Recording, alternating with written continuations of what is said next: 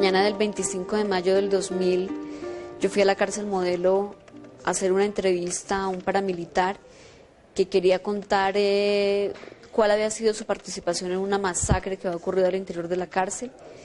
Y cuando estaba esperando el ingreso fui secuestrada en la puerta del establecimiento carcelario, llevada a una cuadra de la cárcel y después fui sacada de Bogotá en una camioneta, amarrada, amordazada y después de unas horas torturada, abusada sexualmente por 3 hombres y luego abandonada en una carretera a 3 horas de Bogotá. La periodista Ginette Bedoya tardó tiempo en hablar, casi una década, pero ahora rompe el silencio, aparca el miedo y denuncia lo que muchas mujeres colombianas sufren, pero no se atreven a contar. Ginette fue violada cuando investigaba una trama de corrupción entre los paramilitares y la policía en una cárcel de Bogotá.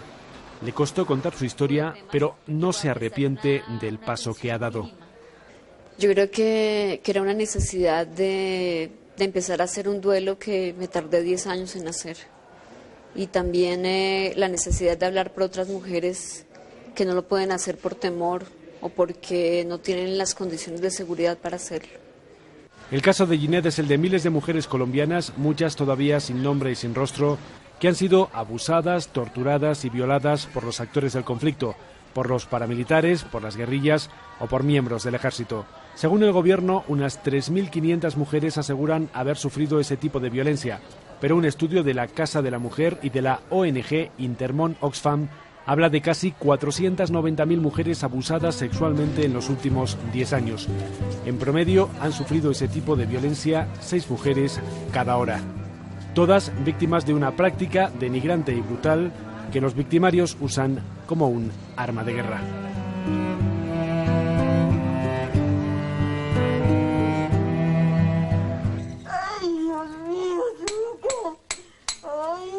Hoy no es un buen día para Blanca, una mujer indígena que desde hace años apoya la causa de los indígenas. Su familia y sus amigos la acompañan en el cementerio central de Riohacha, en La Guajira. Blanca está sacando los restos de su hija de 15 años para darle un entierro digno, según el rito guayú. La pequeña fue violada y asesinada por un grupo de paramilitares en un paraje parecido a este por el que hoy trasladan sus restos. Varios testigos contemplaron el crimen. Ellos vieron cuando la violaron, no solo uno, sino varios hombres. Y después de que la violaron, eran varios carros, ya ellos escucharon los gritos que ella decía, no me maten, no me maten. Y ellos no escucharon sus ruegos. María es el nombre figurado de otra mujer valiente. Vive en un municipio de Antioquia y sale a la calle con miedo porque se siente amenazada. Los paramilitares le siguen los pasos, la vigilan. Saben que maneja mucha información sobre sus crímenes. Los paras mataron a su marido y a su hermano. A ella la secuestraron, se la llevaron al frente y allí la tuvieron durante 14 meses como enfermera y como esclava sexual. En medio de que yo estuve secuestrada, a mí me violaron. Y no fueron unos, sino que fueron varios. A la fuerza, con arma en mano, y siempre mi familia y mis hijos por delante era la amenaza, para que yo no dijera que no, o no fuera a rechazarlo ni nada. Siempre la amenaza ya no eran como mis hermanos, eran mis hijos, porque ellos tenían mis hijos, mis niños pequeñitos, ellos los tenían. La pesadilla de María la está viviendo también esta mujer. Giovanna Sáenz es lo que en Colombia llaman una lideresa, una mujer que mira de frente a la vida y lucha por los derechos de su comunidad, en este caso los afrocolombianos desplazados. Su labor le granjeó enemigos. Primero la obligaron a dejar su casa en Tumaco, en la costa del Pacífico. Luego la siguieron hasta Bogotá y allí la violaron. Aparte de que nos maten a nuestros esposos, hermanos, papás, el que nos violen nos quitan mucho de nuestra libertad. Nos quitan muchas veces las ganas de vivir, o sea, a ti después de que te violan, tú lo primero que piensas es en acabar con tu vida. Casi como una rutina macabra, los asaltos de los paramilitares a los pueblos han venido acompañados de grandes masacres. Como norma general, los paras acusaban a la población civil de ayudar a la guerrilla, y con ese argumento, o simplemente para controlar a la población, desplazarla o sembrar el terror en las comunidades, violaban sin miramientos a mujeres y a niñas. Eso es lo que buscan, o sea, cómo esta mujer no es que me guste, no es que yo sexualmente me sienta atraído por ella, no, sino que le quiero mostrar quién manda aquí, cuál es el poder, y por eso la violo. Por eso la violan 3 o la violan 4 a la vez. Eso es lo que buscan, mostrar su fuerza. Según la Defensoría del Pueblo, cerca del 30% de las mujeres desplazadas en Colombia han sido víctimas de una violación. Pero apenas 9 de cada 100 mujeres violadas lo cuenta a las autoridades. Así es, Calmario, buenas tardes. Pues Estados Unidos ha manifestado que es respetuoso de las decisiones del gobierno colombiano. El periodismo ha sido la herramienta de Ginette para reconstruir su vida. Pero las horas de investigación, como subdirectora judicial del periódico El Tiempo, también como reportera de televisión, la han convencido de que el Estado no hace lo suficiente para atajar el problema. La violación, dice, es como un delito invisible, porque si no te secuestran, si no te desaparecen, nadie investiga. Y la justicia, añade, tampoco funciona. Apenas hay 2 condenas en todo el país por abusos sexuales en el marco del conflicto. No hay ningún tipo de apoyo realmente por parte del Estado para atender a las víctimas del abuso sexual. Si nos damos cuenta, las organizaciones de mujeres son las que han empezado a liderar y desde hace muchos años lideran el apoyo a las víctimas de la violencia sexual, pero por parte del Estado no hay respuesta. María Eugenia y Adelaida son 2 de esas mujeres víctimas de la violencia sexual que intentan enterrar el pasado acudiendo a esta asociación de mujeres. Para salvar la vida dejaron su casa en la costa del Chocó y marcharon a Bogotá. Hoy viven gracias a las ayudas de la Casa de la Mujer. Hola, mujer. Hola, ¿cómo vas? Aquí reciben consejos, también ayuda legal. Pero, por encima de todo, en la Casa de la Mujer las escuchan. Pudimos cambiarnos de un sitio a otro pues para, de alguna manera, garantizar ese derecho a que no nos vayan a matar. Se quejan sobre todo de que el Estado no las atiende, de que apenas las reconoce como desplazadas, pero no como víctimas de un abuso sexual. Y cuentan la realidad, dicen, que el gobierno no quiere escuchar.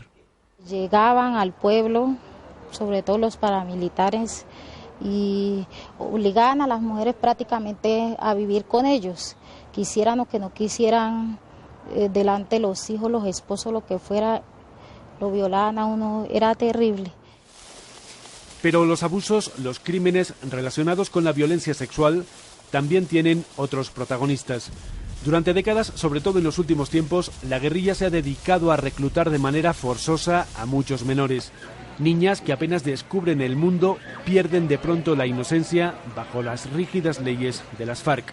Los abusos son frecuentes. Quien se queda embarazada es obligada a abortar y la esterilización está a la orden del día.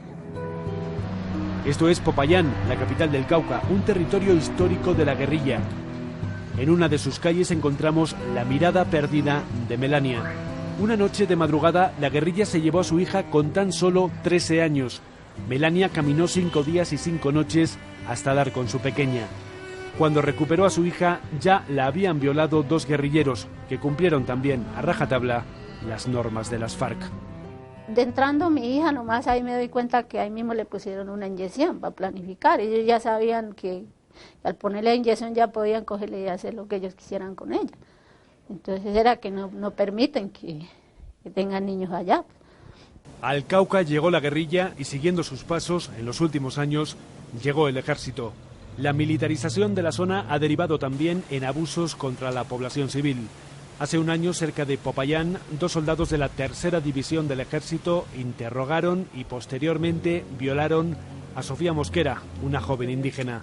Los victimarios siguen libres pese a que su abogada denunció la agresión y los excesos de los militares. O sea, es una fuerza pública desbordada que no es controlada por absolutamente nadie, que hace lo que quiere y como lo quiere. Pero la violencia sexual no se da únicamente en zonas rurales. Durante los últimos años ese fenómeno se extiende también por las ciudades. En Medellín, por ejemplo, cada vez son más frecuentes los abusos contra mujeres y niñas entre las bandas de las comunas. Lo hacen para marcar territorio o para vengarse de grupos rivales. O como en el caso de esta niña que hoy pasea con su madre simplemente porque se negó a transportar droga de un lado a otro de la comuna.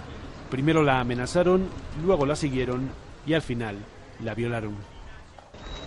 Se la llevaron, pues la raptaron y la encontramos a las 4 de la mañana súper mal, extremadamente mal, hasta el día de hoy que psicológicamente tiene muchos problemas, muchas controversias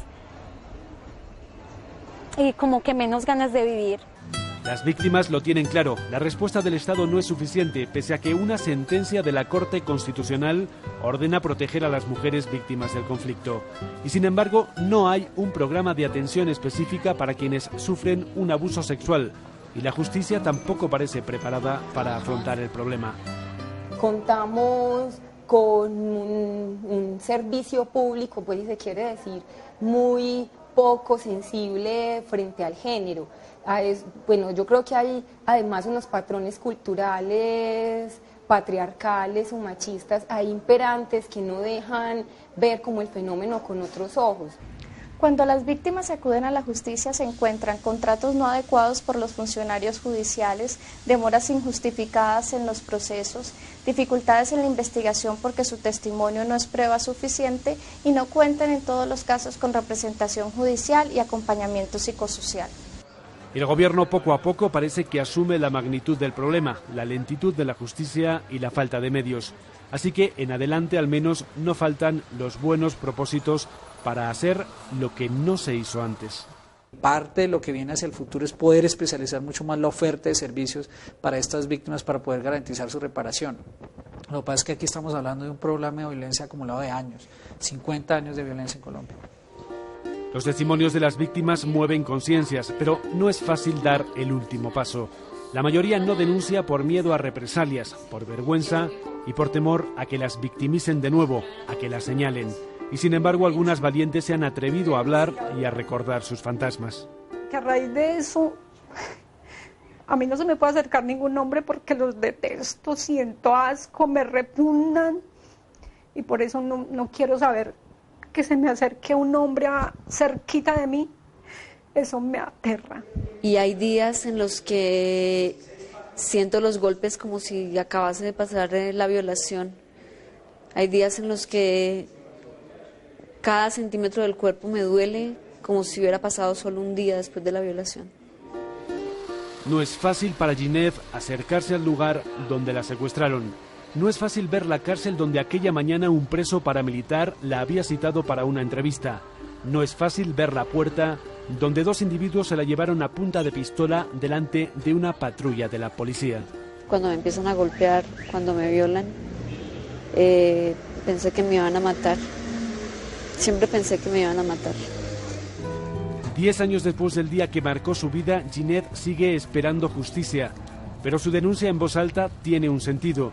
Ginette enseña el camino a quienes antes preferían dar la espalda y esconder su pasado. Y ahora miran de frente a la vida. Creo que dar la cara es decirle a la sociedad de que no debo nada. De que, por el contrario, puedo llevar la cabeza aún más en alto. Porque pese a lo que ocurrió, soy capaz de afrontar lo que viene, pero sobre todo de no avergonzarme, porque no soy la culpable.